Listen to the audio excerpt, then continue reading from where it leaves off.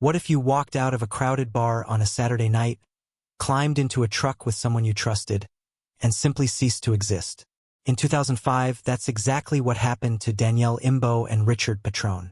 They left a bustling South Philadelphia bar, stepped into his black Dodge Dakota pickup, and vanished into the cold February night. The drive home should have taken 15 minutes. Instead, it launched one of the most baffling cold cases in Pennsylvania history. For 20 years now, investigators have searched for answers. 20 years of dead ends. 20 years of frustration. 20 years of a family's unanswered prayers. How do two adults and a 5,000-pound vehicle simply disappear without leaving a single trace? No bodies. No truck.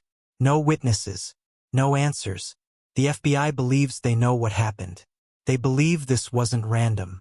They believe someone made Danielle and Richard disappear, professionally, deliberately, and with chilling precision. They believe it was a targeted hit, executed so flawlessly that 2 decades of investigation have failed to crack it. Someone out there knows the truth. Someone has been keeping this secret for 20 years. This is the story of a night out that became a nightmare, of 2 families trapped in an endless limbo, and of a mystery that continues to haunt the streets of Philadelphia to this day. Stay with me because this cold case will challenge everything you believe about how completely a person can vanish in the modern world. Let me introduce you to the 2 people at the center of this haunting mystery. Danielle Imbo was 34 years old in February of 2005. A mortgage processor at a Philadelphia area bank, she was known among her colleagues as meticulous, reliable, and unfailingly professional. The kind of person who showed up early, stayed late when needed, and never let a detail slip through the cracks. But to her family, Danielle was so much more than her job title. She was a devoted mother to her young son, who was just 9 years old when she disappeared. Everything Danielle did revolved around that boy. Her weekends were filled with soccer games and birthday parties. Her evenings were homework help and bedtime stories. Her refrigerator was covered with his artwork, her wallet stuffed with his school photos. She lived for that kid. Her mother would later tell investigators. He was her whole world. There is no way on this earth that she would have left him voluntarily. Something terrible happened to my daughter. Danielle had grown up in the tight-knit neighborhoods of South Philadelphia, where everybody knew everybody and family ties ran generations deep. She was the kind of woman who remembered birthdays, who showed up with casseroles when neighbors were sick, who organized the block party every summer. Her marriage had recently ended, a separation that friends described as amicable but painful. She was rebuilding her life, piece by piece, trying to find happiness again while ensuring her son remained her priority. That's when Richard Petrone came back into her life. Richard Petrone was 35 years old, just a year older than Danielle. He worked at a bakery in Philadelphia, the kind of job that required him to be up before dawn, kneading dough and preparing fresh bread while the rest of the city slept. It was honest work, physical work, and Richard took pride in it. Like Danielle, Richard was a devoted parent. He had 2 children from a previous relationship, and he cherished every moment he spent with them. His weekends revolved around their activities, their interests, their lives. He coached their sports teams. He attended every school event. He was the dad who was always there. Richard had deep roots in Philadelphia. His family had been in the area for generations. He knew the streets, the neighborhoods, the rhythms of the city. South Philly wasn't just where he lived. It was part of his identity. Friends described Richard as laid-back, loyal, and deeply genuine. He wasn't flashy. He didn't seek attention. He was simply a good man, doing his best to be a good father and build a good life. Danielle and Richard had known each other for years, their paths crossing through mutual friends and shared social circles. But it wasn't until after Danielle's separation that their friendship evolved into something more. They were taking it slow, getting to know each other in a new way, building something that felt promising. Neither of them was rushing into anything. They had kids to consider, lives to balance, futures to plan carefully. On the night of February 19, 2005, they were simply 2 people enjoying each other's company. 2 people with no idea that their night out would become a decades-long mystery. The last person to see Danielle alive, aside from Richard, was a friend at the bar who watched them walk out together, laughing about something, Richard's hand on the small of her back. They looked happy, that friend would later recall. Just normal, happy. And then they were gone. Keep those images in your mind. A devoted mother, a loving father, two people finding happiness in each other, walking out of a bar on a cold winter night. That's who we're talking about. That's who disappeared. The night of February 19, 2005, was cold but clear in Philadelphia. Temperatures hovered in the low 30s, typical for mid-February, the kind of night where you pulled your coat a little tighter and hurried from door to car. Danielle and Richard had plans to meet friends at Abilene's, a popular bar and restaurant on South 2nd Street in the Queen Village section of Philadelphia. It was a Saturday night, the kind of night when the bar would be crowded with regulars unwinding after a long week. Abilene's was a local favorite, known for its comfortable atmosphere and loyal clientele. It wasn't a club or a rowdy dive bar. It was the kind of place where you went to catch up with friends over drinks and maybe grab some food. The kind of place where everybody knew your name. Danielle arrived wearing jeans and a black blazer, her dark hair styled neatly. Richard wore jeans and a casual shirt, nothing fancy, just two people dressed for a relaxed Saturday night out. They spent the evening surrounded by friends, laughing, talking, enjoying the atmosphere. Witnesses would later recall that nothing seemed unusual about their behavior. They weren't arguing. They weren't worried. They were simply having a good time. Around 11:30 that night, Danielle and Richard said their goodbyes. They settled their tab, gathered their things, and walked out the front door of Abilene's. Richard's black 2001 Dodge Dakota pickup truck was parked nearby. It was a distinctive vehicle, impossible to miss, with a NASCAR number 03 sticker on the back window commemorating the late Dale Earnhardt. The truck was Richard's pride, well-maintained and immediately recognizable to anyone who knew him. The plan was simple. Richard would drive Danielle back to his apartment, a trip that should have taken no more than 15 minutes through the familiar streets of Philadelphia. From there, they would figure out the rest of the evening. They climbed into the truck. Richard started the engine, and then they vanished. The first alarm sounded the next morning. Danielle was supposed to pick up her son from her ex-husband's house on Sunday. It was a standing arrangement, something she never missed, never even came close to missing. Her son was everything to her. When Danielle didn't show up and didn't answer her phone, her ex-husband Joe Imbo knew immediately that something was wrong. This wasn't like Danielle. This wasn't like her at all. He called her cell phone. No answer. He called her home phone. No answer. He called her friends, her family, anyone who might know where she was. Nobody had heard from her since the night before. Meanwhile, Richard's family was experiencing the same growing panic. Richard had also failed to answer calls. He hadn't shown up for work at the bakery, something that simply didn't happen. Richard was reliable to a fault. By Sunday afternoon, both families had filed missing persons reports with the Philadelphia Police Department. And here's where the mystery deepens into something almost incomprehensible. Investigators began their search immediately. They checked hospitals throughout the region, looking for John and Jane Does, accident victims, anyone matching Danielle and Richard's descriptions. They found nothing. They ran Richard's license plate through every database available, looking for traffic stops, parking tickets, toll booth records. Nothing. They checked Danielle's bank accounts and credit cards. No activity whatsoever. Her last transaction had been days before she disappeared. They checked Richard's financial records. Same story. Complete silence. They searched the route between Abilene's and Richard's apartment, looking for signs of an accident, a broken guardrail, skid marks on the road. They found nothing. They expanded their search to include the Delaware River, the waterways, the vacant lots, the industrial areas. Dogs were brought in. Helicopters flew overhead. Volunteers combed through every conceivable location. Nothing. No truck.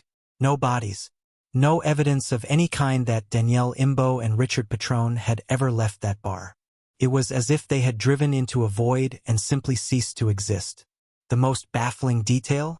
There were traffic cameras throughout South Philadelphia. Investigators reviewed footage from every camera in the area surrounding Abilene's, looking for that distinctive black Dodge Dakota with the NASCAR sticker. They never found it. The truck never appeared on a single camera. Not one frame, not one glimpse. How does a full-sized pickup truck navigate through a major American city without being captured on a single traffic camera? That question has haunted investigators for 20 years. Detective work in missing persons cases follows a predictable pattern. You start with the inner circle and work your way out. Family, friends, co-workers, acquaintances. You build a picture of the victim's life, looking for anything that might explain what happened. In the case of Danielle Imbo and Richard Petrone, investigators hit walls at every turn. The first focus was the bar itself. Detectives interviewed every employee who worked at Abilene's that night. They interviewed patrons, regulars, anyone who might have seen something unusual. Nobody reported anything suspicious. No arguments. No confrontations. No strangers paying unusual attention to Danielle or Richard. Just a normal Saturday night at a neighborhood bar. The second focus was the victims' personal lives. Investigators dug deep into both Danielle's and Richard's backgrounds, looking for enemies, disputes, debts, anything that might have put a target on their backs. Danielle's life was clean. She paid her bills on time. She had no criminal record. She wasn't involved in anything illegal or dangerous. Her separation from her husband Joe had been difficult emotionally but wasn't acrimonious. There were no custody battles, no restraining orders, no history of violence. Richard's life was similarly unremarkable from a criminal standpoint. He worked hard, loved his kids, and stayed out of trouble. No gambling debts, no drug involvement, no connections to organized crime. But here's where things got complicated. Danielle's estranged husband, Joe Imbo, was looked at closely. He's always looked at closely in cases like this. The spouse, even an estranged one, is statistically the most likely suspect when a woman goes missing. Joe cooperated fully with the investigation. He provided alibis that checked out. He took multiple polygraph examinations and passed them all. He gave investigators access to everything, his phone records, his financial records, his entire life. More importantly, Joe Imbo has spent the last 20 years advocating publicly for answers. He's appeared at press conferences. He's participated in vigils. He's kept Danielle's memory alive in every way possible. "I need to know what happened to the mother of my son," Joe told reporters at a press conference marking the 10th anniversary of the disappearance. "Not for me. For him. He deserves to know what happened to his mother." Investigators have never named Joe Imbo as a suspect. But in cold cases like this, where no answers have emerged, suspicion tends to linger in the public imagination even when it isn't warranted. The third focus was Richard's life. Was there anything in his background that might have made him a target? Again, investigators found nothing definitive. Richard was a working-class guy with a working-class job. He wasn't wealthy. He wasn't involved in anything illegal. He didn't have enemies, at least not any that anyone knew about. But here's what investigators couldn't ignore: the complete absence of evidence. In most missing persons cases, something turns up. A body is found. A vehicle is discovered. Financial activity reveals a trail. Witnesses come forward. In this case, there was nothing. Absolutely nothing. And that level of nothing doesn't happen by accident. Think about what would be required to make two people and a vehicle disappear without a trace. You'd need to dispose of two bodies in a way that they've never been found in 20 years. You'd need to hide or destroy a 5,000-pound pickup truck, a truck with distinctive markings, a truck that would be immediately recognizable. You'd need to do all of this without being seen, without being captured on camera, without leaving any forensic evidence behind. This isn't the work of a random criminal or a crime of passion. This is the work of someone who knew what they were doing. Someone with resources. Someone with a plan. By late 2005, investigators had reached a troubling conclusion. This wasn't a disappearance. This was almost certainly a double homicide. And the person or persons responsible had executed it with terrifying precision. The case was growing cold. Leads were drying up. The families were beginning to lose hope. And then the FBI stepped in. As months turned into years, the Danielle Imbo and Richard Petrone case entered that terrible limbo that families of the missing know all too well. Not knowing. That's the cruelest part. When someone dies, there's grief, unspeakable grief, but there's also closure. There's a funeral. There's a grave to visit. There's a definitive end that, however painful, allows the healing process to begin. But when someone vanishes, when there's no body, no answers, no ending, the grief never finds its footing. It just circles endlessly, looking for a place to land.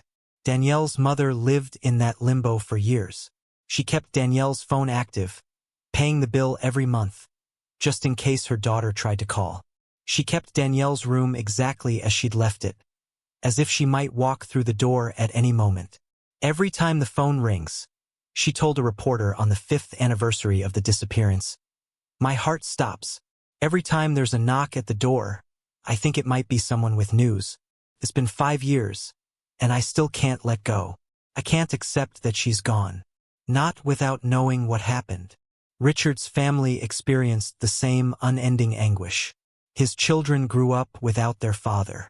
Birthdays passed. Milestones came and went. Graduations, first jobs, first loves, all of it shadowed by the absence of a man who should have been there. "He would have loved to see them grow up," Richard's sister said in an interview. "He was such a devoted dad, and they just had to keep living their lives, not knowing if their father was alive or dead." How do you explain that to a child? How do you help them process something that you can't even process yourself? The community of South Philadelphia rallied around both families. Vigils were held every year on the anniversary of the disappearance. Hundreds of people would gather, holding candles, sharing memories, refusing to let Danielle and Richard be forgotten. Local businesses displayed missing person flyers. The story became legend in the neighborhood, whispered about in bars and barbershops, a cautionary tale about how quickly everything can change. But as the years passed, the vigils grew smaller. The media coverage became less frequent. New crimes, new tragedies, new stories demanded attention. The families never stopped fighting. They established a website dedicated to the case. They distributed flyers far beyond Philadelphia, sending them to truck stops and police departments across the country in hopes that someone, somewhere, might have seen that distinctive black Dodge Dakota. They appeared on national television programs, including America's Most Wanted, which featured the case multiple times. They granted interviews to newspapers, magazines, podcasts, anyone who would help keep the story alive. And they pushed relentlessly for answers from law enforcement. "We're not going away," Danielle's mother declared at a press conference. "We will be here every year until we know what happened. We will be here until someone is held accountable. We will be here until my daughter comes home." Meanwhile, the investigation continued, though progress was agonizingly slow. The Philadelphia Police Department kept the case open, reviewing tips as they came in, following up on any lead that showed promise. But the leads were few and most went nowhere. The most frustrating aspect was the truck. A full-sized pickup truck doesn't just vanish. It's too big, too heavy, too difficult to hide. Investigators theorized that the vehicle must have been destroyed somehow, crushed at a junkyard, sunk in a body of water, dismantled piece by piece. But they couldn't find evidence of any of these scenarios. The truck was never located at any scrapyard. It was never pulled from any waterway. It never turned up at any used car lot or chop shop. How do you hide a truck that completely? The answer, investigators increasingly believed, was that whoever did this had help. Resources, access to places and methods that ordinary criminals wouldn't have. And that pointed toward something far more sinister than a random act of violence. I need to be clear about something before we continue. This case remains unsolved. 20 years after Danielle Imbo and Richard Petrone disappeared, no arrests have been made. No one has been charged. No bodies have been recovered. The case is still classified as an active investigation. But that doesn't mean there haven't been significant developments in how investigators understand what happened that night. The breakthrough, if you can call it that, came when the FBI formally took over the investigation and reached a conclusion that would reshape the entire narrative of this case. This wasn't a random crime. This wasn't a robbery gone wrong. This wasn't an accident that someone covered up. This was a targeted hit. The FBI's theory, based on years of investigation and analysis, is that someone wanted Danielle and Richard dead, and they hired professionals to make it happen. A murder for hire, a contract killing, an execution disguised as a disappearance. Let me explain why investigators reached this conclusion. First, the complete absence of evidence. In most crimes, even carefully planned ones, something gets left behind. Forensic evidence, witness testimony, financial trails. The absolute vacuum of evidence in this case suggests a level of planning and execution that goes beyond typical criminal activity. Second, the disposal of the victims and the vehicle. Making two adults disappear is difficult. Making a 5,000-pound truck disappear is even harder. Doing both simultaneously without leaving a trace requires resources, knowledge, and access that ordinary criminals simply don't have. Third, the lack of any activity from the victims after the disappearance. Danielle and Richard's phones went dark immediately. Their bank accounts showed no activity. Their credit cards were never used. If they had been kidnapped and held somewhere, there would likely have been some kind of demand, some communication. The immediate and total silence suggests they were killed shortly after leaving Abilene's. Fourth, and perhaps most compelling, the behavioral analysis. When the FBI's Behavioral Analysis Unit examined the case, they concluded that the crime showed signs of planning, coordination, and professional execution. This wasn't impulsive. This wasn't emotional. This was cold and calculated. But here's where the investigation hits its most frustrating wall. If this was a murder for hire, who ordered it? And why? Investigators have explored every possible motive. Was someone angry at Danielle? At Richard? At both of them? Was there a financial motive? A romantic motive? A revenge motive? They've looked at everyone in both victims' lives. They've investigated business associates, personal acquaintances, family members, anyone who might have had a reason to want Danielle or Richard dead. They haven't been able to build a case against anyone. The truth is out there. Someone knows what happened that night. Someone ordered the hit. Someone carried it out. Someone disposed of the bodies and the truck. That's potentially multiple people who have kept this secret for 20 years. How long can a secret that big stay buried? The FBI is betting that it can't stay buried forever. They're betting that eventually someone will talk. A deathbed confession. A guilty conscience. A falling out between conspirators. Something will break this case open. And when it does, they want to be ready. The FBI hasn't given up on Danielle Imbo and Richard Petrone. Not by a long shot. Over the past 2 decades, the case has been featured repeatedly on the FBI's most wanted lists and missing persons databases. It's been profiled on national television programs. It's been the subject of countless news articles, podcast episodes, and online discussions. A dedicated tip line remains active. Every tip that comes in, no matter how seemingly minor, is investigated and cross-referenced against existing evidence. And the technology keeps getting better. Remember, in 2005, forensic technology was primitive compared to what's available today. DNA analysis has advanced dramatically. Digital forensics can now extract information from devices and databases that would have been impossible to access 20 years ago. Facial recognition technology, license plate readers, surveillance systems, all of these have evolved in ways that could potentially unlock new leads. The FBI has re-examined every piece of physical evidence collected during the original investigation using modern techniques. They've analyzed cell phone tower data with more sophisticated tools. They've reviewed financial records with advanced fraud detection algorithms. They've also focused heavily on finding the truck. Here's something that many people don't realize about vehicle investigations. Records last a long time. When a car is crushed for scrap, there are supposed to be records.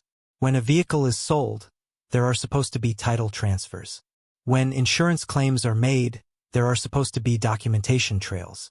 The FBI has searched every database they can access, looking for any record of what happened to Richard Petrone's 2001 Dodge Dakota. They've contacted junkyards, salvage yards, and auto recyclers across the country. They've cross-referenced vehicle identification numbers with insurance claims and title records. They've found nothing. which means one of two things. Either the truck was disposed of through completely illegitimate channels, off the books, undocumented, invisible to official records, or it's still out there somewhere, hidden, possibly with altered identification numbers. Both scenarios point to sophisticated criminal activity. The FBI has also employed geographic profiling, a technique that analyzes crime patterns to identify the most likely areas where a perpetrator might live or operate. Using this technique, they've identified priority search areas and have conducted targeted investigations in specific regions. They've used advanced sonar and underwater detection equipment to search bodies of water in the Philadelphia area, including the Delaware River and various smaller waterways where a vehicle might have been dumped. They found nothing. The frustration is immense. 20 years of investigation, some of the best law enforcement resources in the country, and still no definitive answers. But the FBI remains committed. This case is never going away, an FBI spokesperson said at a recent press conference. We will continue to investigate until we find answers. Someone out there knows what happened to Danielle and Richard. We're asking that person to come forward. The families deserve closure, and the people responsible deserve to face justice. Let me walk you through the crucial pieces of evidence that investigators have been working with, evidence that has proven maddeningly insufficient to solve this case, but which tells us important things about what likely happened. First, and most importantly, the complete disappearance of the truck. Richard Petrone drove a 2001 Dodge Dakota sport pickup truck. It was black. It had a distinctive NASCAR number 03 sticker on the back window, a tribute to racing legend Dale Earnhardt, who had died in a crash in 2001. This wasn't a nondescript vehicle. It stood out. Anyone who knew Richard would recognize it instantly. And yet it vanished completely. No traffic camera captured it leaving the area around Abilene's bar. No toll booth recorded it passing through. No witness reported seeing it after that night. A 5,000-pound vehicle simply ceased to exist. This tells investigators several things. Either the truck was disposed of very quickly, within hours of the disappearance, or it was hidden somewhere and disposed of later. Either way, significant resources and planning would have been required. Second, Danielle's personal belongings. Danielle had her purse with her when she left the bar. Inside was her cell phone, her wallet, her identification, all the things she would have needed if she'd run away voluntarily. Nothing was ever used. Her credit cards were never charged. Her phone was never activated. Her identification was never flagged at any border crossing or airport. If Danielle had chosen to disappear, if she'd run away to start a new life, she would have needed resources. Money at minimum, identity documents, some way to communicate. The complete absence of any activity rules out voluntary disappearance. Danielle didn't leave her son and her family by choice. Something happened to her. Third, the lack of financial activity from either victim. This is perhaps the most telling piece of evidence. If Danielle and Richard had been kidnapped for ransom, there would have been demands. If they'd been victims of a robbery, the perpetrators would likely have used their financial information to steal money. The complete financial silence suggests that whoever did this wasn't interested in money. They were interested in making Danielle and Richard disappear, permanently and completely. Fourth, the timing. Danielle and Richard left Abilene's around 11:30 p.m. By the next morning, alarm bells were ringing. That's a window of roughly 8 to 10 hours during which whatever happened, happened. In that time, 2 adults were killed, presumably, and their bodies and a truck were disposed of so thoroughly that 20 years of investigation has found nothing. That's an incredibly tight timeline for a crime of this magnitude. It suggests planning. It suggests preparation. It suggests that whoever did this knew exactly what they were going to do and had everything in place to do it. Fifth, and most significantly, the FBI's professional hit theory. The Bureau's assessment is that this crime was carried out by someone with experience. Someone who knew how to kill without leaving evidence. Someone who knew how to dispose of bodies and vehicles. Someone who had connections that allowed them to operate outside normal channels. This wasn't random violence. This wasn't opportunity crime. This was targeted, professional, and executed with chilling efficiency. The question that remains is motive. Why would someone go to such lengths to eliminate Danielle Imbo and Richard Petrone? 20 years later, that question remains unanswered. In cases like this, where there are no arrests, no charges, no courtroom drama to provide catharsis, the families are left to carry the burden of justice on their own shoulders. For 20 years, Danielle's family has refused to let her memory fade. Her mother continued to advocate publicly until her own health prevented her from doing so. Her sisters have taken up the cause. Her son, who was just 9 years old when she disappeared, has grown into adulthood carrying the weight of that loss. Think about that for a moment. A 9-year-old boy whose mother went out one Saturday night and never came home. He's waited 20 years for answers. He's grown up, built a life, all while carrying this unresolved grief. "I think about her every day," he said in a rare interview several years ago. "Every milestone in my life, every achievement, every struggle. I think about how she should be here. I think about the conversations we should have had. I think about the advice she would have given me. And I think about how much I want to know what happened to her." Richard's family has walked the same agonizing path. His children have grown up without their father. His siblings have aged, their hair graying, their lives moving forward while always looking back. "He was my big brother," Richard's sister said. "He was supposed to be at my wedding. He was supposed to meet my kids. He was supposed to grow old. And instead we have this void, this endless not knowing." The families have worked together over the years, united by their shared tragedy. They've appeared at press conferences side by side. They've coordinated their advocacy efforts. They've become, in a sense, a family of their own, bound together by loss. Every year on the anniversary they gather. The crowds may have shrunk, but the commitment hasn't wavered. "We'll be here as long as it takes," Danielle's family has said repeatedly. "We'll be here until we have answers." The financial toll has been enormous. Private investigators, travel expenses, printing costs for flyers and materials, time taken off from work to participate in searches and media events. The emotional toll has been even greater.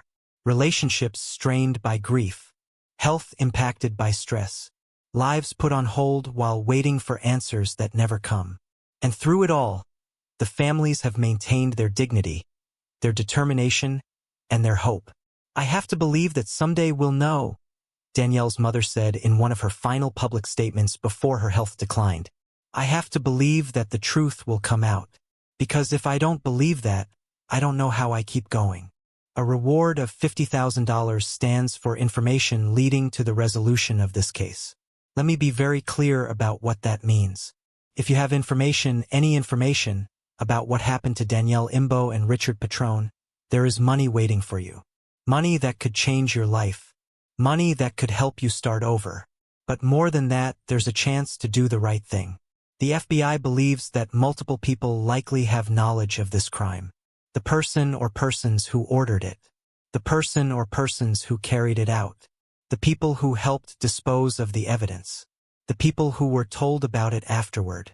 Secrets this big don't stay contained. They leak. They slip out in moments of anger or drunkenness or guilt. They burden the conscience until they become impossible to carry. If you know something, this is your chance. The tip line remains active. Tips can be submitted anonymously. The FBI doesn't need you to testify in court if you're not willing. They just need a direction, a lead, something to point them toward the truth. Someone out there knows what happened that night, FBI special agent in charge said at a recent press conference. Maybe you've been carrying this secret for 20 years, and it's eating at you. Maybe you just heard something, a rumor, a conversation, and you weren't sure if it was real. Whatever you know, we want to hear it. No piece of information is too small. No tip is too insignificant. The FBI has made clear that they're interested in anyone with information, even those who may have been peripherally involved. There may be room for cooperation. There may be ways to provide information without facing the harshest consequences. But that window won't stay open forever. Eventually, the case will break. Eventually, someone will talk. And when that happens, being on the right side of the investigation will matter. If you have information about the disappearance of Danielle Imbo and Richard Petrone, contact the FBI's Philadelphia field office. You can also submit tips through the FBI's website. $50,000 and the gratitude of two families who have waited 20 years for answers. The choice is yours. This cold case has left marks far beyond the immediate families of the victims. In South Philadelphia, the disappearance of Danielle Imbo and Richard Petrone has become legend. It's whispered about in bars, discussed over dinner tables, referenced whenever someone talks about how quickly life can change. Local businesses that were around in 2005 still have faded missing person flyers in their windows. Older residents remember the searches, the vigils, the overwhelming sense of fear and confusion that gripped the neighborhood. For months after it happened, nobody felt safe. One longtime resident recalled, "If they could just disappear like that, what was stopping the same thing from happening to anyone? It made you look over your shoulder, made you think twice about who you trusted."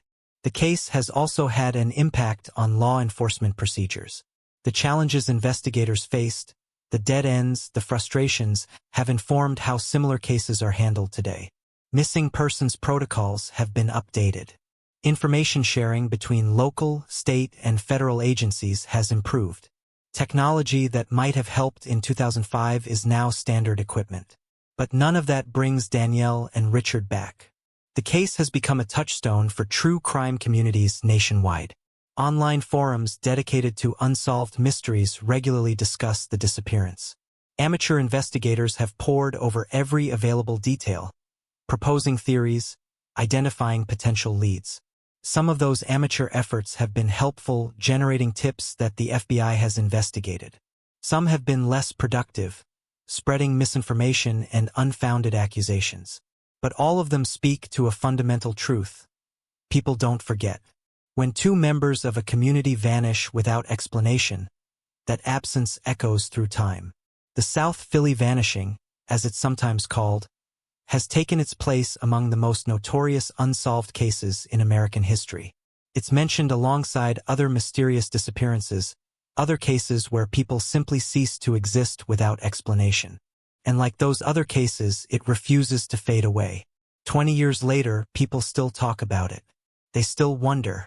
They still hope that someday, somehow, the truth will emerge. Because that's what humans do. We need stories to have endings. We need mysteries to have solutions. We need justice to be served, even when it takes decades. The story of Danielle Imbo and Richard Petrone doesn't have an ending yet. But that doesn't mean it never will. What does this cold case teach us? First, it teaches us about the fragility of safety. Danielle and Richard did nothing wrong. They went to a bar they knew, surrounded by friends they trusted. They left at a reasonable hour, headed for a destination just minutes away. They did everything right. And still, something terrible happened.